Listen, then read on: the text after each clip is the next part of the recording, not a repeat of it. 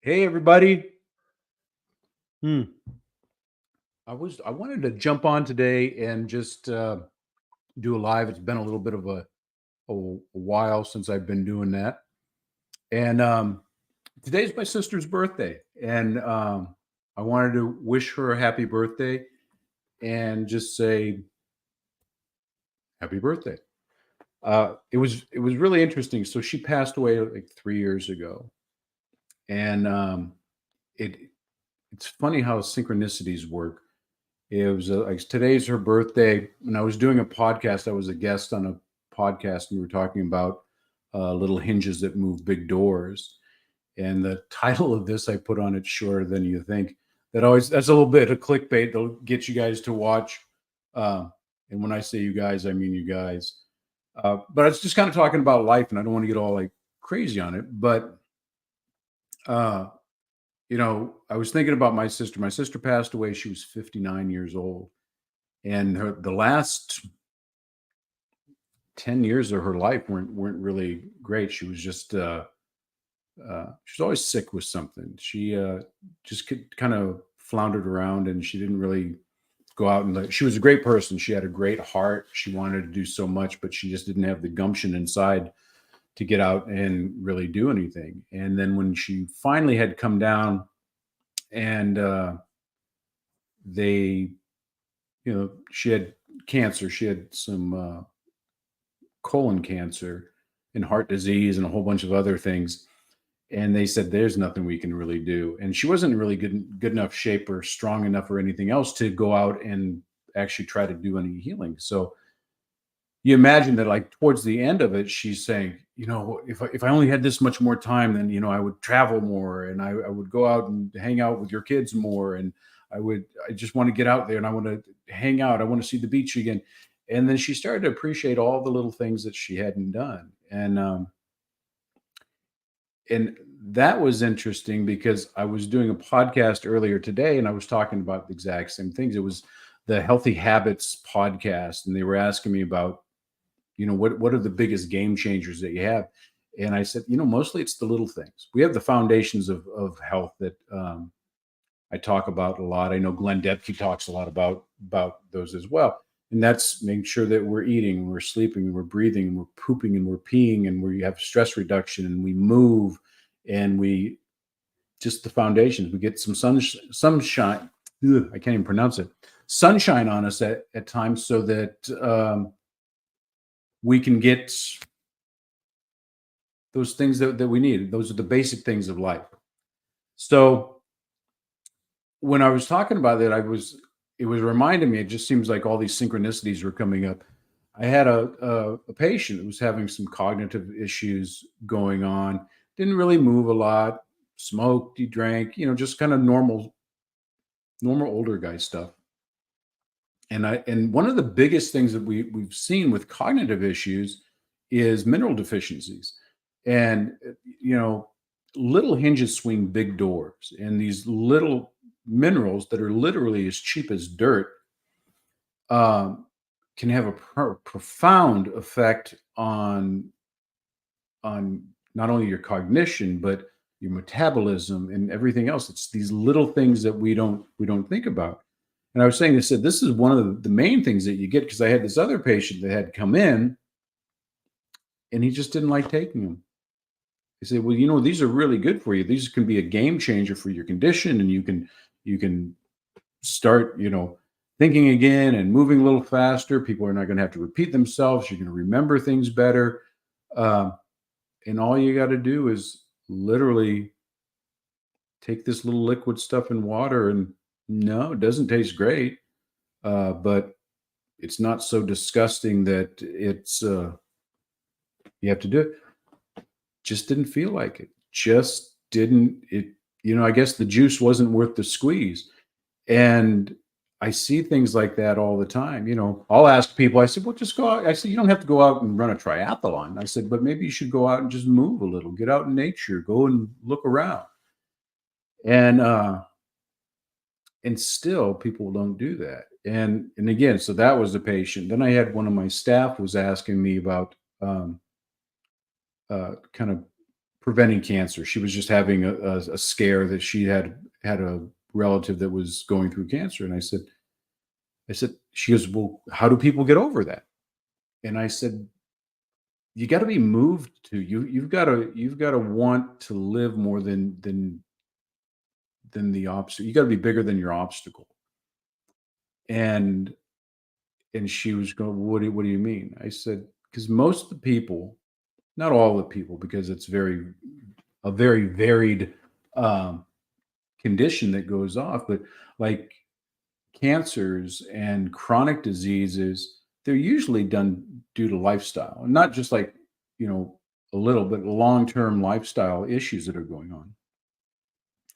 And when people get into habits and they become ingrained into part of their identity of who they believe they are these actions that may not be healthy for them. They won't change them uh, they won't have any long-term change. And so just like the other patient that I told you about, just take some minerals. I don't want to. Okay. And it's like people that are on diet. I said, well, how can I give ice cream? I love ice cream. And you take that temporary, I call it mouth orgasm, um, into how it's affecting your health. And I see that time and time again. And I saw that exactly in my sister. And me and my sister were very different people. So, like, I just go out and run and work out and sweat just because, I love working out and I love moving and I love pushing myself and seeing what we can do. She just didn't have that in her. And I wasn't asking her to run triathlons or anything, but just get going and just get off the couch and find a purpose to give life. If you've ever seen any of my talks or any of the classes that we have or anything, I always talk about the meat suit. And I don't want to belittle my profession or anything else that we do, because it's kind of like what I do to make a living. I said, but the only reason I really think that we have a body, it's to carry our spirit, and our meat suit just needs to be, the better that we have the meat suit, the more energy we have in the meat suit, the more energy we're going to give to our spirit or a dream or a vision or whatever your purpose is for being on here on this earth. And my job is to take care of bodies, because if you don't feel well, and if you don't have energy, and you don't have strength, and you don't have the oxygen to move, and you're not sleeping, and your back hurts and your neck hurts, and you've had an injury and all this stuff, if it's affecting your meat suit, then it's going to affect your vision and your purpose and for being, why you're here.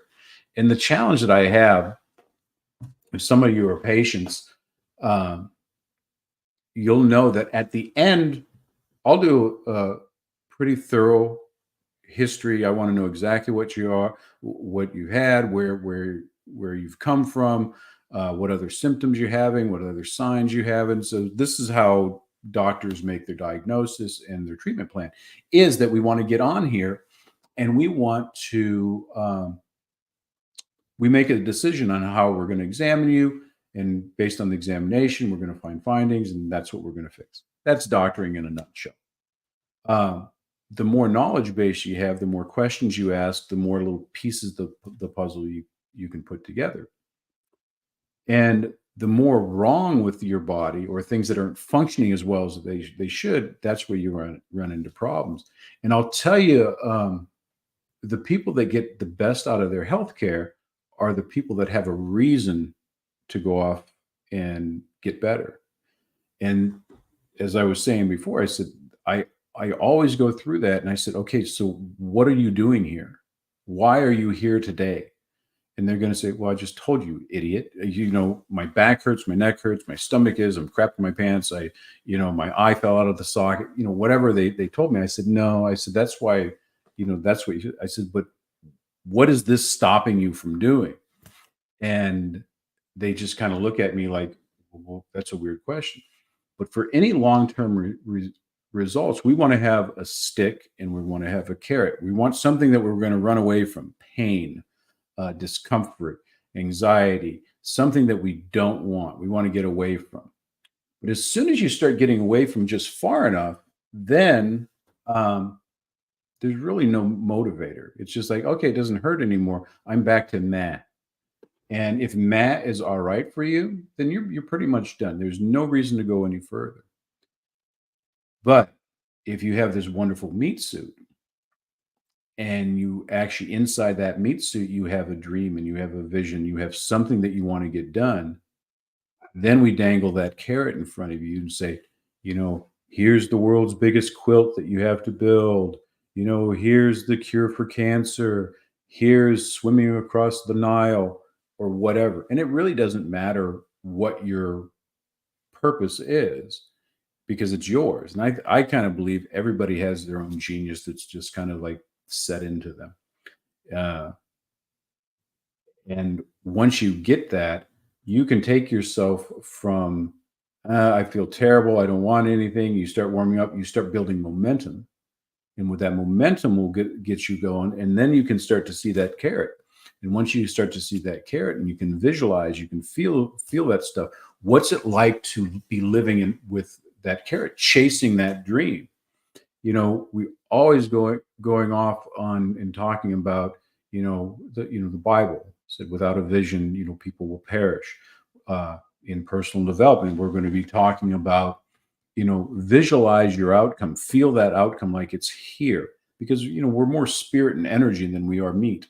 So if we can get that inside of us and we can drive the meat suit to a bigger purpose, you'll take better care of your meat suit and you'll go out of your way to tune that thing up. Because like if you were going to drive across the country on vacation, but you had a whole hoopty that wasn't moving really well, you'd make sure that the tires were checked out before you go, the oil changed, the gas was full, it was all tuned up, clean, fresh, looking good, because you want to make sure that you don't break it down in the middle of your vacation. Well, if you're living right, life should be a pretty big vacation for you. So let's get on with those. And again, little hinges swing big doors. So if you're taking care of yourself, strictly for the big picture, not the little baby picture. So I kind of bring that back over. I wanted to just kind of jump on. I was thinking about my sister today, and she taught me a lot. She taught me mostly what not to do. But I got to see firsthand what acquiescence looks like. I've watched her through her whole life. She was my older sister.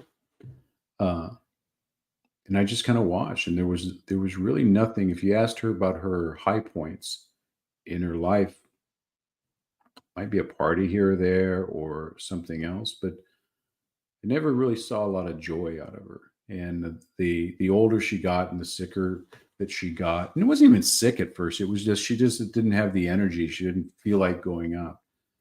She wanted to. She wanted to want to. And she kept on saying, well, tomorrow, anybody been on that diet, you kind of screw up on Friday and Saturday, you go, okay, well, Monday, I'm going to start Monday. Well, there's always a Monday, and you put it off and you put it off, and pretty soon there's no more Mondays, and you've kind of run the race. So after she passed on, I just kind of, I thought about it. You'd see the writing on the wall where she was going to go, but I just kind of thought about her life. And despite of everything that I know, and as much as I cared, you really couldn't help her. And even as a doctor, as we, I deal with fairly complicated cases, and we get pretty good results. When the patient's on board and when they want something more than they want their dysfunction. So when I looked at her, I was just like, all right, well, we got to see firsthand. And the whole thing was, it's shorter than you think. When we're young whippersnappers and we're just getting around, it just seems like forever because you've never done anything before.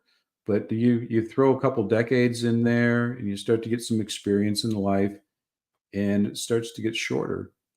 And So right after she passed away, I did two things, and I should. So where we are. So there's my carpe diem tattoo. There you go. And there's two things. Is one is carpe diem means seize the day, and that means that every day that I get to look at that, and I get up in the morning. I usually run in the morning. I don't like running. Damn it, I don't like running, but I do it because Goggins says do it. Uh, but I get out and I start to move, and if I can overcome the day, then I'll start to seize the day. I generally will have a good day when I start at running. Um, also, there we go. We got back over as John 1:14 is the word became flesh.